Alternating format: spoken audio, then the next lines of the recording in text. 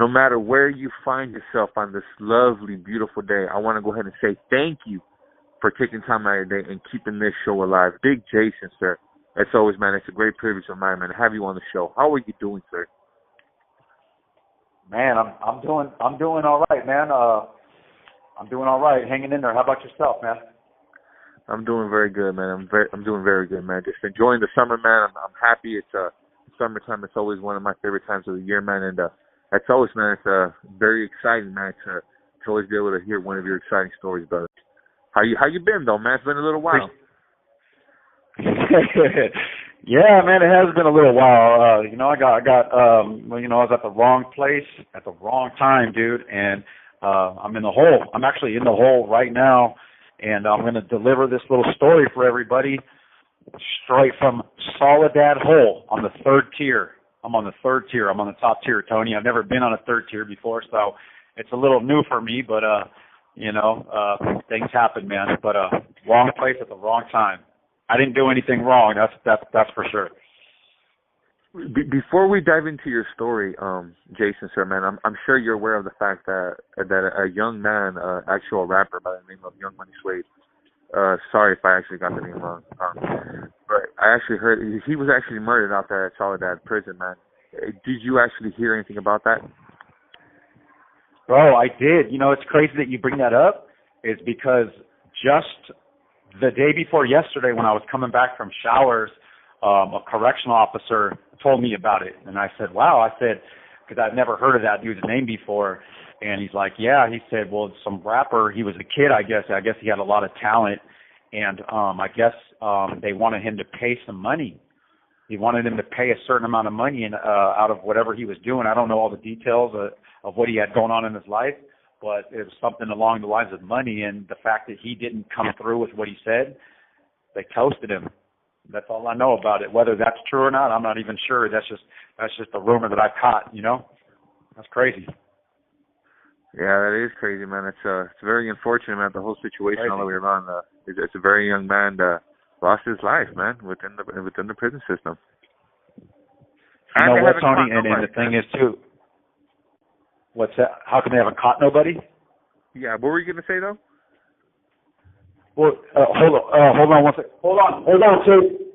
Well, I'll tell you what, man. What's crazy is because there's a lot of things that happen inside these prison walls, and I'm gonna tell you something. It seems like the prison's getting just a little bit more and more corrupt, man. Like, everything's getting a lot more relaxed. And there's a lot of blind spots in prison. It's just things are different now, man. And I don't want to say too much about anything, just things are changing in prison, and it's unfortunate, man, what happened. And it's unfortunate to everybody who's lost their lives in prison and, at an early age or for whatever it is. And that's why we try to, educate people on this lifestyle, bro, so that they don't get themselves in the same predicament and end up the same way,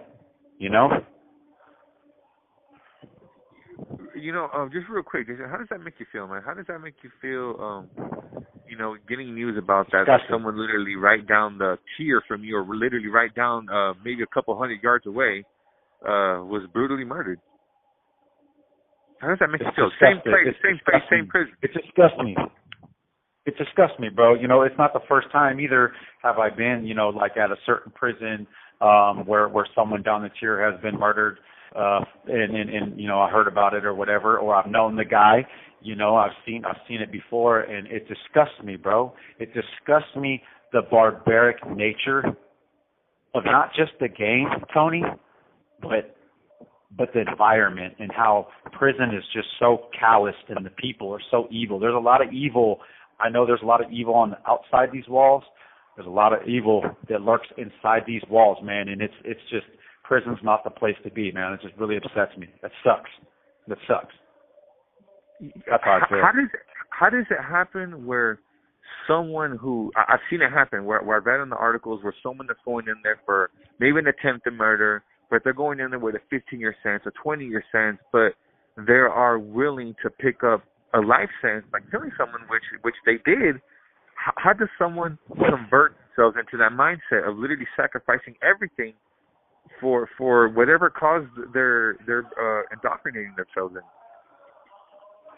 It's crazy, right? It's crazy because I reflect on these type of things all the time because I was that type of person myself. I was willing to sacrifice my entire life for something that's an illusion, because everything in the game is an illusion. There is no winning. The end results of the game, bro, is dead or doing life in prison. And usually a person who does convert into that mindset is someone who's either brainwashed or someone who's going through something in their life and they're not looking at the bigger picture, and they're not thinking about the consequences. They're not, they don't think it's going to happen to them, like, oh, I can go do this and get away with it. And then there's other people that are just so devoted and have aspirations on being that guy. That's just what they do, man. So it's it's diverse, bro. It just depends on what the person's motivations are and what they're trying to accomplish, bro. Really, Man, it's a very sick, twisted world, man. Crazy. But I appreciate you answering these two questions, man, that I had in mind. I won't go ahead and waste any more guys' time. For the audience out there, we are not here to glamorize this type of lifestyle. We appreciate you tuning in, but just to make it crystal clear, do not follow down these footsteps, man, because it will lead you nowhere. It will lead you to death or to prison, and that is a fact, man. So with that being said, man, appreciate the like and subscribe button. Yeah, absolutely. Hey, thank you, Tony. Yeah. Sorry, we keep cutting each other off, man, but go ahead and do your thing, Powder, man. The floor is yours, brother. Hey. All right, man. My apologies, dude. It's been a while since I've been on this thing, and I'm in the hole, so I don't have anybody to talk to right now except my neighbors and stuff. So if I'm a little anxious, that's probably why, bro. I apologize. No, same on my behalf, brother. Same on my behalf, brother, man. But I'm gonna go ahead and let you do your thing, man. Go ahead and shine bright the way you've always done, brother. Go ahead and do your thing, man. All right, man. Hey, thank you. Speaking of this barbaric nature of prison, I'm going to take everyone back. I'm sitting here, I'm staring out the window of the third tier, bro, Soledad, California, where this murder supposedly took place or whatnot. I did hear about it, and, it's just another statistic, bro. When it comes down to it, it's another statistic, and it's another person who fell victim to the game, another casualty, and that's just the way it is, and that's the way it's always going to be, and that's why I stand firm on what I believe in. I stand firm on what I represent. I stand firm on how I educate people on this lifestyle. So I'm going to take them back to my very first whacking, dude. The very first time that I actually took metal or a slicer and put it into someone's flesh, and how that made me feel before and how it made me feel after. So, when I was in the county jail, I was in Southwest County Jail right there in Temecula. It's right there in Temecula, and there's two county jails. Actually, there's multiple county jails in Riverside County because it's a pretty big county, and I was facing 56 to life, and thought 100% for sure I was going to get life. There wasn't any way in the world I thought that I wasn't going to get life. I thought for sure my life was over. So, I'm mad at the world. I'm mad at everything. And I had all this anger from before county jail as well that carried into the county jail. So now I'm just this monster who's just running around lost, facing life in the county, and I'm taking out all my anger and I'm unleashing it on anybody who doesn't see things the way I see them or who isn't doing what I'm doing. It didn't matter to me. Like, I didn't even really have to have a reason in order to hurt somebody back then. And back then in the county jail, I was beefed up, bro. I was at least, 205, 210 pounds, and it was that county weight that you put on too, bro. You put on extra weight when you're in the county jail. Anybody who's been in the county knows that. You put on, for some reason, I don't know if it's stress weight or what, but I was notorious for knocking dudes out. I was notorious for hurting people in my pod. When I got arrested, I'd never been to prison before, so they put me in these things that are called regular tanks. They're regular tanks. So I had gotten into so many fights, so many of them, that they decided we can't house Powder, Mr. Cummins, we can't house him in these regular dorms anymore. We're going to have to go ahead and put him into a state module. And a state module, for those that don't know, is people who have already been to prison and have already experienced that type of setting. So they put me in E-pod.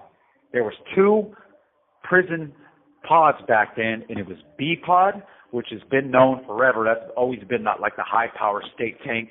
And then they had E-pod, which they just opened up for people who have been in prison. Because it was an overflow in B-pod, so they opened up E-pod and put everybody there, and I showed up there. And I'd never been to prison before. I just been in a lot of trouble, and everybody around that county jail, they knew who I was because I was... You have 60 seconds remaining. All right, I'm calling you back, bro. All right. Yeah, so, I was notorious for hurting people, bro. So they put me in E-pod. They put me in E1 because I had just got into a fight where I knocked somebody out unconscious, and, they later picked up a case on me for that one, but I ended up pleading out when I took this deal that I'm in prison for now on my attempted murder. But I knocked some dude out cold, and it was right in front of the control booth so where the cops could see it, so I was on blast when I did it. And I knocked the dude out cold, and they got tired of me being a nuisance inside this regular tank, so now they moved me over to E1 in Southwest County, bro. And when I get there, I already knew. It was almost like people were just expecting me to get there or something, I swear, because when I showed up there, there was a lot of dudes that knew me or knew of me already. And, I was trying to make a name for myself. I was already prospecting in a Peni, and I was making my way through the ranks as best as I could. And at this time in my life, bro, this is no joke. I'm not sitting here exaggerating the truth or trying to put dubs on anything or make myself seem more than what I was.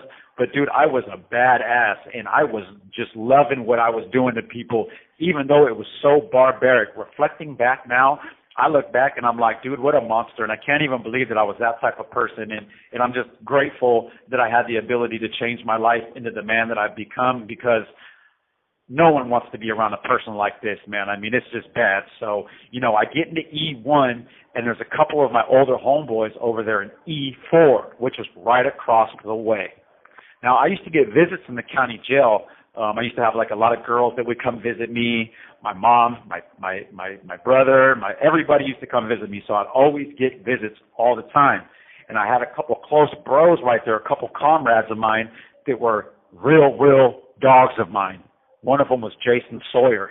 Okay, Jason Sawyer was one of my dogs. He was Slim from Lads, from Lethal Aryan Death Squad. He was in the tank when this all went down. And Jason Sawyer, I spoke of him a little bit before, but he's like 6'5". He's a tall, skinny, tatted down skinhead from L.A., but he lived out in Elsinore, and he was always trying to pursue Peni, but he never became Peni. He ended up just being Lads, Lethal Aryan Death Squad. And I'm not taking anything from Lads, okay? They're a wrecking crew. They are a gang. They're an independent gang, and they do what they do. So I'm not throwing shade in any type of way. So Jason Sawyer was in my tank. He was in E1 with me. So as I mentioned, I get a lot of visits. I happened to go up to a visit. And I was at a visit, and I remember specifically I was visiting one of my ex-girlfriends, Blair Kennedy. Blair Kennedy, she was like one of my high school sweethearts, and she found out what happened to me because I used to be a really good boy, and then now here I am facing life in the county jail, and she caught wind of it out there on the streets, and she just had to come see me and look me in my eyes and see what was going on in my life. And when she came there the very first time, she started coming religiously. She came every single time, and she made sure that I had money on my books, and she was just there for me, and I really appreciated it. And wherever she's at now, hopefully she's listening to this story. Maybe she is, maybe she's not, but I really did appreciate it. She used to live right across the street from my grandpa's house in Menifee, and so I used to, see her every single day. So I was up there visiting her, and it was a good visit. I remember it just being a good visit, and we were just smiling and laughing and joking, and everything was cool. And then next thing you know, the visit's over with. It's over with. So I'm like, dang, man, I got to go back to the county jail, go back into the cold world, this barbaric world. So I stepped down through the steps, because right there in Southwest, you have to go up a little staircase, into the visiting room, and then you go down the staircase when you're done visiting. So I walk down the staircase with the other visitors who are done visiting, and we're all asking each other if we had good visits. Yeah, good visit, bro. And I'm just looking through. As I hit the very bottom of the staircase, I'm looking through E1 because they're serving dinner. My visit intervened with dinner time. They call it chow time. So it was chow time. So I stepped down, and I'm looking through the window, and in there in Southwest at that time, I don't know how they do it now, but one tier would come out and eat, and then when that tier was finished eating, then the other tier would come out and eat, and that's how they would do it. They would alternate tiers during chow time. So as I looked through, my tier wasn't eating, it was bottom tier. I was housed on the top tier. I see bottom tier out, but when I'm looking through the window, I'm noticing like something wasn't right with the wood pile. Something was going on in there, and I was looking at the Mexicans, and then I look at the blacks, but I didn't see anything going on that looked like any type of racial tension. It looked like there was something going on among the wood pile. So I step into the rotunda. Boom, they open the day room floor, they open the day room door, and I go inside my day room, and I go straight over to one of my homeboys. As soon as I go over to one of my homeboys, my other homeboy pulls me to the side. And he grabs me and he walks me over to Jason Sawyer. Jason Sawyer, what's up, bro? What's going on? He says, hey, you see that dude right over there? And I look over there, and they're talking to this individual who looks so nervous, man. I mean, he was literally shaking while a couple of whites were talking to him. I said, yeah, bro, I see him. What's the deal? Why is he shaking like that? They said, this call and your telephone number will be monitored and recorded. We just got word from day room 4 that dude is a rat. I said, what? I said, who said that, bro? Who said that in day room 4? They said, matter of fact, it's your homeboys. It was 2 of my homeboys in day. I said, well, take me to them. Take me to them, and I'll handle this. If this is what's up, I'll handle this. No need to even worry about it. So we go over to the part where you can look all the way over into day room 4, and day room 4 can look at us, and we sign, and we get my 2 homeboys' attention. They come to the window, and I sign, what's up with this dude right here, and they say, he is a rat. Get that dude. I'm like, bro, where's the paperwork? They say, bro, we don't have it, but we will put our careers on it. That's what they signed. You put your careers on it, but there's no paperwork. I'm a youngster. Usually, I want to put this out there, usually the way the politics would go is you can't do nothing unless you have paperwork, a.k.a. black and white, okay? But there was none, but these dudes are seasoned veterans. I'm a youngster. Bro, I'm trying to hurt anybody and anything anyway, so for me, it was just dinner on a plate. That's all it was for me. I said, good enough. All right, well, what's up, bro? I'll handle this right here, right now. Who's got a slicer? And sure enough, one of my homeboys, they go over to Jason Sawyer's cell. They whip up a little cutter. I grab it. I take this little cutter, and I walk over to the 2 dudes that are talking to this individual. This individual, his name was Chris. His name was Chris, okay? And his last name starts with the R, so we'll call him Chris R. And that's facts. That's who he really was, Chris, and his last name starts with the R. So I walk over there, and I just step right there, and I got the slicer in my hand, but they don't see it. Nobody sees it. I'm the only one who knows that I have it on me. I'm just listening to what they're telling this person, and they're getting ready to shift tiers for my tier to come out and eat. So I'm like, all right, I'm listening to what they're saying, and the individual's saying, bro, you got to give me something. These dudes are calling you a rat. And this dude couldn't even speak. He couldn't even speak. He was shaking so bad. I'm surprised he even had the balls to walk into our tank. I'm surprised he made it that far if he couldn't even handle that type of pressure. So I'm like, bro, I give him like, hey, stop talking to this dude kind of gesture, like a little hand to the throat, like stop talking to this dude. And they're like, everyone lock it down so the other tier can eat. Everyone lock it down so the other tier can eat. So this dude, I'm like, hey, bro, just go to your house, bro. And I'm like, come here, dude. And I grab one of the white boys, and I say, look, bro, just watch my back. Watch my back. And as we're going, we're walking over to his cell. We're walking over to his cell, and as I'm walking to his cell, he's like maybe a foot in front of me, but he's like not taking his eyes off me. He's like backpedaling and then walking forward, I'm like, bro, stop looking at me, bro. Just walk to your cell. And he's walking to his cell, and as I'm walking behind him, I look up and I happen to see my cellie up on the top tier staring at me. And he's throwing his arms up like, bro, what are you doing? And I'm like, bro, and I give him the signal like, bro, cut it out, like the hand of the neck again, like, bro, mind your own business. I don't want this guy seeing what I'm trying to do. So as we're getting closer and closer to his cell. I can tell that this dude does not want to go inside his cell. He does not want to go inside his cell. And I'm thinking in my head, like, bro, I'm fighting a life sentence. This dude's going to make me cut this dude in the open right here. If that happens, it's going to get real, real nasty. That's what I was thinking. That's the thoughts that were going through my head. And I'm hoping and praying to God that this dude cooperates just a little bit instead of sitting here doing circles like he's doing. And I'm like, bro, you need to walk to your cell, bro. And he listened. And he listened. And he said, okay. And he calmed down a little bit. For some reason, at that moment, he calmed down for a little bit, and he's walking to his cell. As soon as he opens up that door, because right there in Southwest and EPOD, the doors, I believe you can close them yourself. Those ones you can close yourself, if I remember correctly. And as the door opened, I made my move, and my intentions were to cut this dude on his throat, bro. I was going for his throat. And when I was going for his throat, he must have felt something or seen something, I don't know, bro, but he turned around at the last minute, but I was already in swinging motion, and I slit right through his ear. And it cut his ear right in half, right into it. Split his ear in two, and it carved a little bit of his face, bro, and he started just gushing blood, and I'm caught. This dude looked me in my eyes when I did it, like he's seen it all the way. Now, I'm in like a sudden panic, like this is not good, bro. So the dude who was following me did me a solid, bro. He did me a solid. He punched this dude in the face to where he fell back into the cell, and he closed the door, dude. Closed the door.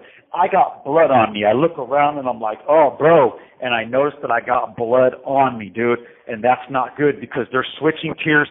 And I look back. As I look back just to see the damage that was done and what we just did, I see him in there panicking for his life. He was I don't know how many people are listening to these stories have actually seen a freshly opened razor enter flesh and watch it cut flesh. Dude, it's not a pretty sight. It's like butter. So when I went to cut him, it went through his ear like it was butter, and it just opened his ear in two, dude, and it causes so much blood. Slicings are nasty. They're way nastier than stabbings, and that's a fact. So I look back to kind of see the damage that was done as I'm trying to get away. Things are starting to get into kind of a slow motion for me, dude, because this just happened right now. This, like, really took place. I look back, and I see him jumping around like a fish out of water in there, and he's pounding on the button, the intercom button that notifies the cops. So that button he's pressing, he's just jamming it. He's just pressing it over and over and over, trying to get the cops' attention so he can get the hell out of there. And that was the last really thing that I seen of him. I was like, oh, man. So after I looked at him, I was like, bro, I got to get out of these clothes. So I immediately get out of these orange clothes because I got blood on them. And because he squirted out blood, I didn't. This call and your telephone number will be monitored and recorded. I take the orange clothes off. I throw them underneath the trash bag in the can. I didn't throw them in the trash bag. I pulled up the trash. You have 60 seconds remaining. There. All right, I'll call you back and finish it, all right? Drop it underneath the trash bag.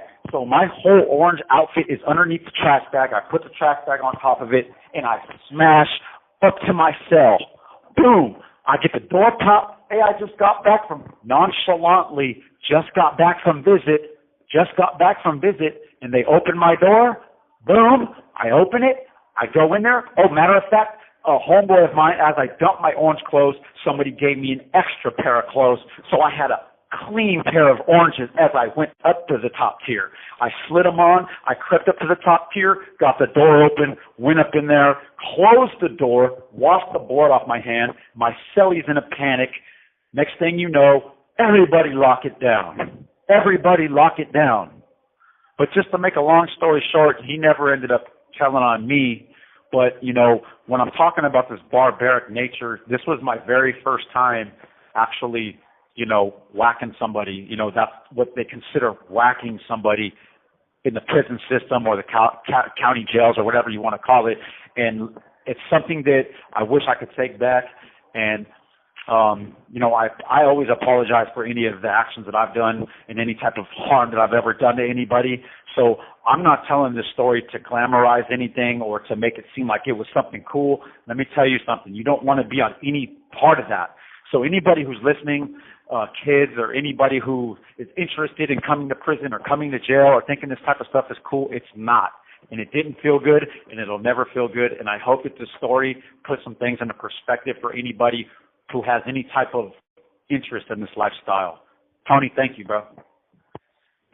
Hey, man, that was one fascinating story right there, man. That was a really good story, man. Hey, just real quick, Jason, man, whatever ended up happening to that individual, man? Did you ever end up knowing what happened to him? Oh yeah, dude. So come to find out, so the paperwork, everything checked out. He was a rat. I guess he told on some people, but it wasn't for like some serious case. It was some minor like telling, bro. It was minor telling, bro, but he did have paperwork on him. So just to throw it out there, dude, it was like some minor telling on some minor crime, and that was the repercussions that he got, bro. But he ended up checking in, but he never told on me, though. He never told on me, so that was a hard one to, you know, they came through the cells. The cops, when they locked us down, the cops ended up coming through, checking everybody, but all evidence was gone, bro. Everything was gone at that time, and he didn't really know who was who. I guess he was too frightened or something. But yeah. So think about that one, bro. Just a little minor telling on a minor crime. That's what ended up happening to him. Yeah. That's very disturbing. I can only imagine the trauma that he's endured. You know, probably scared to even catch a DUI case and find himself in one of those little county jails. I can guarantee that. I can guarantee that. You know, throughout these years after that, you know, once I heard that like he flipped, I was active for the next 18 years on. So once I heard, because he did check in, he went S&Y like immediately after that, and then I never heard anything from him about him. So yeah, he probably changed his life after that for sure. Hopefully.